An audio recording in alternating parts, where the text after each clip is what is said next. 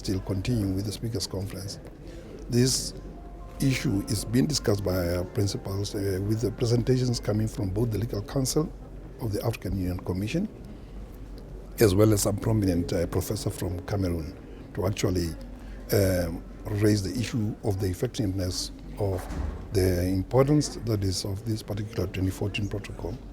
and maybe to allay our principals, the fears of our principals as regards what it really means and what are the main challenges as regards the ratification. Let me just point out that there are two issues that I believe more or less is making some of our countries at least to ponder a bit, not to rush into ratification. Is one, the issue of exercising legislative powers. As you can well imagine, it's the whole African Parliament vis-a-vis national parliaments. And secondly, the issue of membership, in that for now, Pan-African Parliament is composed of members of Parliament who are actually members of our own national parliament. But this particular protocol now wants full membership of Parliament, that is, for the 5 years of the life of Parliament, of the Pan-African Parliament, then we'll be having independent parliamentarians coming from our countries, not being part of national structures, that is, national parliaments. So that is really where the problem is, because we do vary in terms of our systems, in terms of our procedures, and hence now this particular conference really,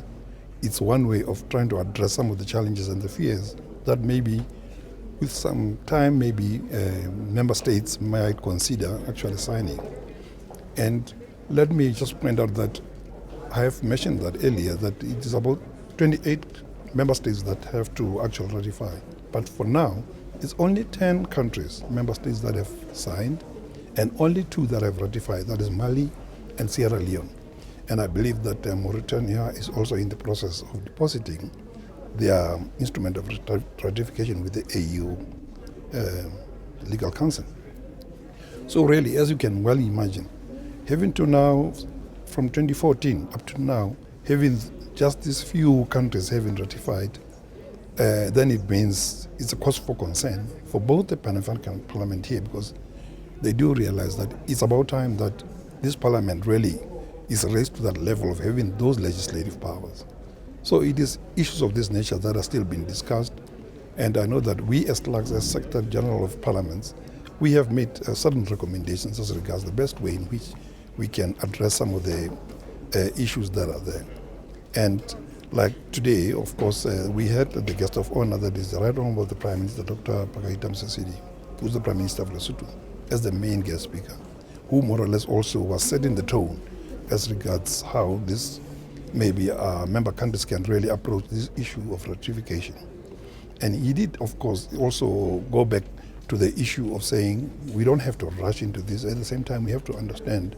as to the forefathers, the forebearers of African unity or AU, as to what it is that they thought Africa could do. And he's saying that with time, then it's for us now to see as to how best we can, coming from that vision that they've had, to ensure that all the necessary ramifications now or additions from the previous protocol to this particular one, to see as to how best we can gradually, that is, graduate into having this particular Pan-African Parliament having legislative power. The most important function that is envisioned by this particular protocol is simply that at least they can make certain laws based on modern laws that more or less would be acceptable to all member states. For example, on issues of climate change or any other issues that are more or less agreed on in as far as the African Union is concerned. But it's not only just this protocol, but also with regard to other various treaties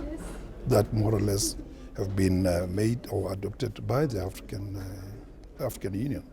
Because the concern is that it's about time now that we have to move from just signing or talking about or declaring, but we have to now come to the actual implementation of the treaties by way of ratification and making sure that they actually do what they are supposed to do. Yes, I know that it's not going to be a rushed affair, but I believe coming from this particular conference, I think there's going to be that opportunity now for national parliaments to actually seriously address these issues when they get back home. Because sometimes you might find that even members of parliament are really not aware as to what it is and the difference between the 2011 or 2001 protocol and the 2014 protocol that we have now. So I believe it's going to be a momentum towards assisting our national parliaments in actually addressing this issue, because it's not just parliaments, but we are talking about the people. For the people on the ground to appreciate as to what Pan-African Parliament is about and what more or less the benefits that are going to accrue from this particular parliament in view as to the kind of Africa that our people want.